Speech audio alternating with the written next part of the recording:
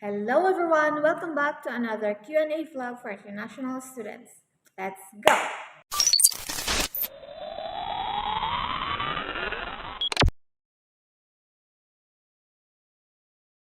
For this one, I know that my answer is very late, but in case you still want to hear from me, you can watch this video. Based on what I remembered, if you watch my previous vlogs, I think I already mentioned the timeline of my application.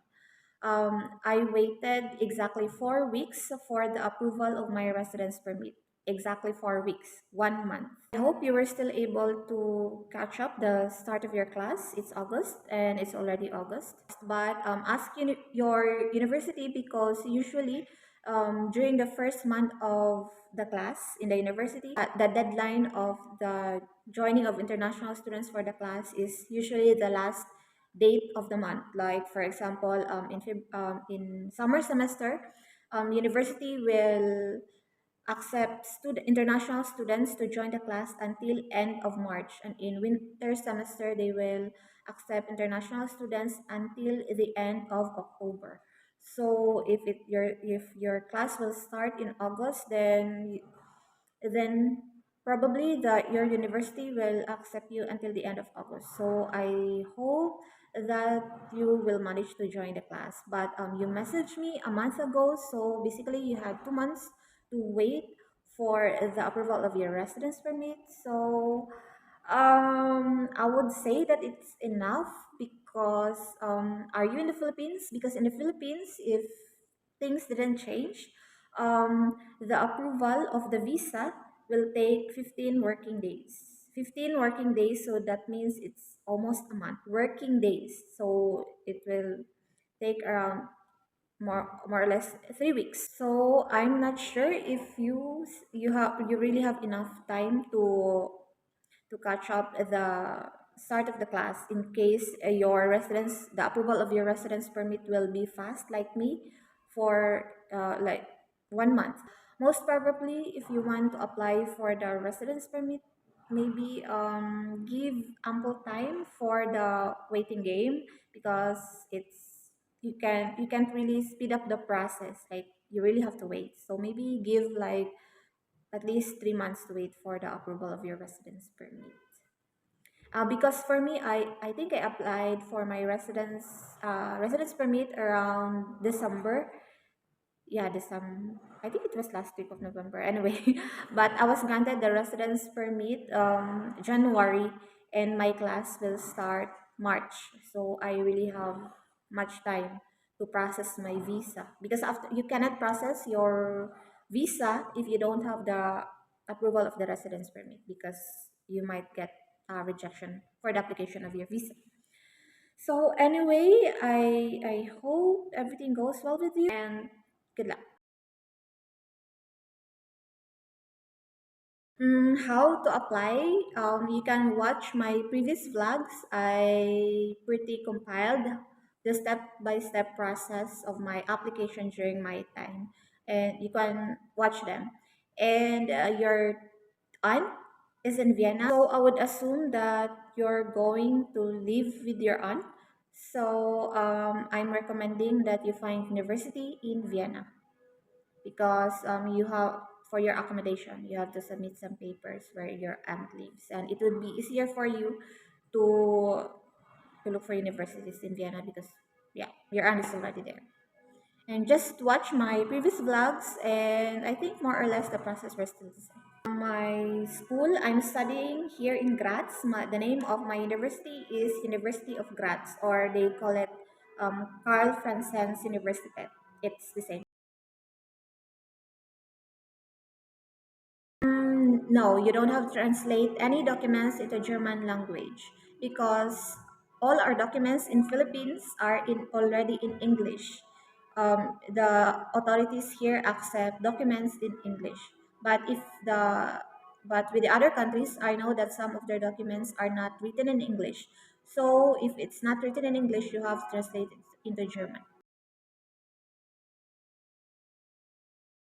Study law? No, they didn't mention me about this study law during my time, and maybe ask them again. to give you a clear and detail about this study law that they're talking about.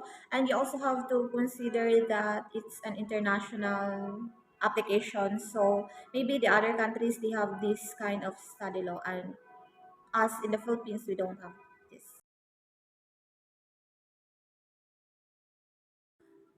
For this letter, you have to confirm about this study law. Ask them about this one. But yeah, like what I said, it's an international application. So other countries they have this kind of study law. I have to give emphasis for this proficiency test. I heard a lot of students complaining about this one because I think half of the universities here in Austria. I know not all universities yet. I think mostly half, more or less half. They are already pushing this proficiency test, which means that IELTS, Cambridge, TOEFL is already required in some of the universities here in Austria. It's a language exam, language proficiency exam. So it is another cost, I know. So for those incoming students, prepare for your English exams and be wise in choosing your university and the budget, of course. Congratulations because you got accepted to JKU. For me, I submitted my documents in Manila because there are only two Austrian embassies in Philippines. It's in Cebu or Manila. For me, I submitted it in Manila because I was living there and working also. I just want to tell you that if you submit your documents in Cebu, it would take I think 1 week longer than the one if you submit it to Manila because it's the Manila, the main branch will be the one sending the documents going to Austria. So the documents from Cebu they have to go through to Manila before going to Austria. I found my accommodation in the university website because in my university website there were a lot of student accommodations posted in their website. So I just have to send an application to all of them, mostly all of them. And usually some of them won't accept reservations unless you pay. But in your case, they ask you for pay slips of your parents. In my case, I was not able to. They didn't ask pay slips from my parents. But I think it's a good thing that they will ask pay slips instead of down payment because pay slips is just paper. You just have to send the paper. But double check also if the student accommodation is legit and if it's really from the university website. And also the international coordinator they are kind enough to tell you about the student accommodation that they know in their area. You can also ask them if it's common that the student accommodation will ask pay slips from your parents because what I did in my application some other year 2022 I was very hesitant of paying for the to get a slot in my student dormitory, so I really asked the university coordinator if it's normal that the student accommodation they will really ask down payments and even deposits before they will give you a slot for their dormitory. And the international coordinator she told me that it's pretty common, yeah, in their area that you have to pay a down payment before you will get a slot for the for the dormitory. So in your case, what I can suggest to you is you ask the university coordinator if it's really common that they will ask pay slips from your parents. I know looking for student accommodation while you are still in your home country is pretty challenging because I know not all of the dormitory will accept you. Some of them are already full, and some of them they have this list. They have this waiting list for you to have a slot in their dormitories. So be patient in looking.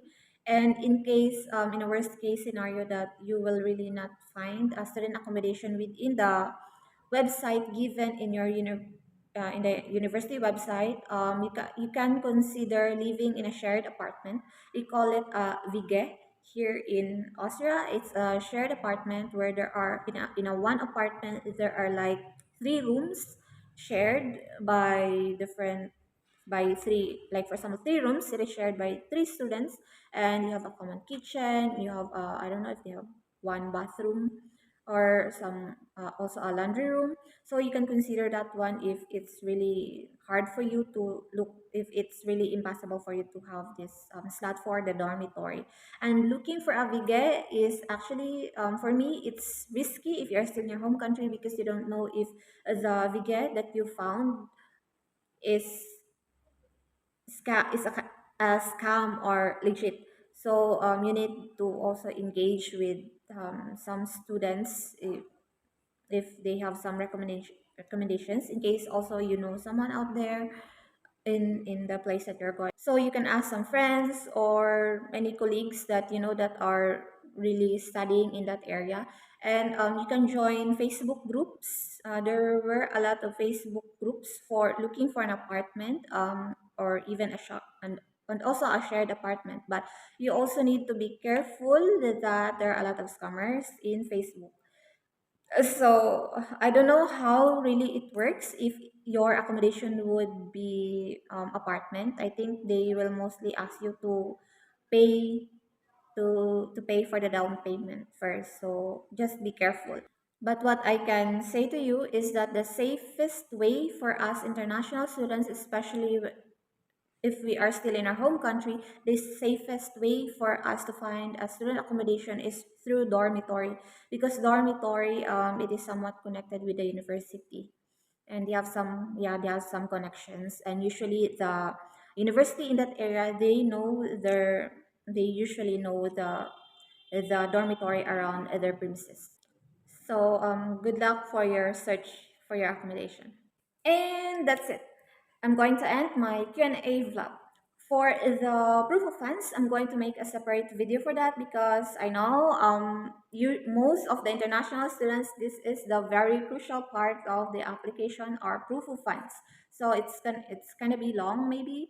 So that's going to be my next video, maybe next week. So let's see if I have time. And that would be all for this video. Ciao.